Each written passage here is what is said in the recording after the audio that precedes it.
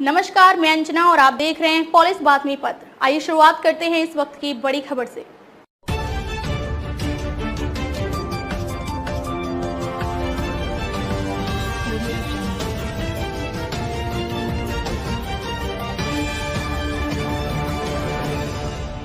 अपने बैंक खाते में अब एक व्यक्ति की जगह 4 लोगों को नॉमिनी बना सकते हैं। लोकसभा में मंगलवार को पारित बैंककारी विधियां संशोधित विधेयक 2024 में इसका प्रावधान है।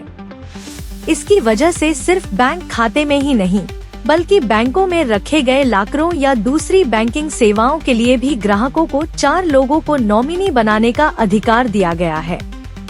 कई प्रावधानों में संशोधन इस विधेयक को पेश करने की घोषणा वित्त मंत्री ने जुलाई 2024 में अपने बजट भाषण में किया था।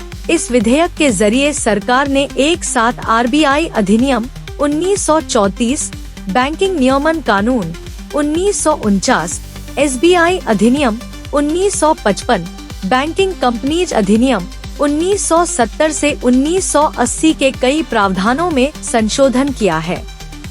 कई लोगों ने दावा पेश किया, मौजूदा नियम के मुताबिक बैंक खातों के लिए सिर्फ एक ही व्यक्ति को नॉमिनी बनाया जा सकता है, लेकिन कोविड दौरान बड़ी संख्या में हुई मौत के बाद बैंकों के समक्ष इस तरह के हजारों कानूनी विवाद आए हैं, जिसमें एक बैंक खाते पर कई लोगों ने दावा पेश किया। खाता धारक तय कर सकता है संख्या। उसके बाद यह जरूरत समझी गई कि खाता धारक को अपनी मर्जी से खाते में जमा धन को अपने प्रियजनों में बांटने का ज्यादा अधिकार देना चाहिए।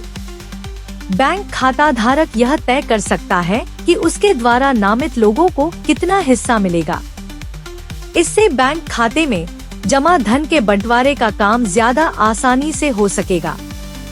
अहम बदलाव का रास्ता साफ। संशोधन के जरिए सरकार ने देश के सहकारी बैंकों के प्रबंधन को लेकर भी कुछ अहम बदलाव का रास्ता साफ कर दिया है।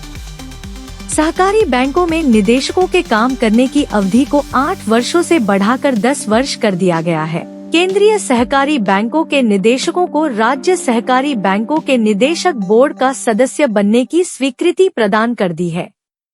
कैश रिजर्व की गणना का समय बदला। सरकार का कहना है कि इस फैसले से केंद्र व राज्य सहकारी बैंकों के बीच ज्यादा बेहतर सामंजस्य बनाया जा सकेगा।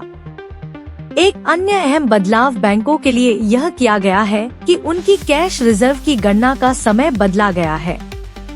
अब तक दूसरे हफ्ते के शनिवार को बैंकों को अपनी नकदी रिजर्व की गणना देनी होती थी। अब यह हर महीने पहली तारीख से 15 तारीख और 16 से माह के अंतिम दिन तक के आधार पर गणना होगी। विधेयक पर जारी चर्चा का जवाब देते हुए वित्त मंत्री सीतारमण ने स्वीकार किया कि साइबर फ्रॉड एक गंभीर चुनौती है। इस पर लगाम लगाने के लिए सरकार के स्तर और कठोर कदम उठाने की तैयारी है। इसके लिए कई पहलुओं पर काम किया जा रहा है। बैंकिंग व्यवस्था में गवर्नेंस मजबूत। विधेयक पेश करते हुए वित्त मंत्री ने कहा कि इसका उद्देश्य देश की बैंकिंग व्यवस्था में गवर्नेंस को मजबूत करना और आम बैंकिंग ग्राहकों को ज्यादा बेहतर सेवा देना है। विधेयक में बैंकों के प्रबंधन को ज्यादा अधिकार देने की व्यवस्था भी है। इतना ही, फिर मिलते हैं ऐसी ही कुछ मुख्य खबरों के साथ। तब तक के लिए नमस्कार और देखते रहिए पुलिस बातमी पत्र।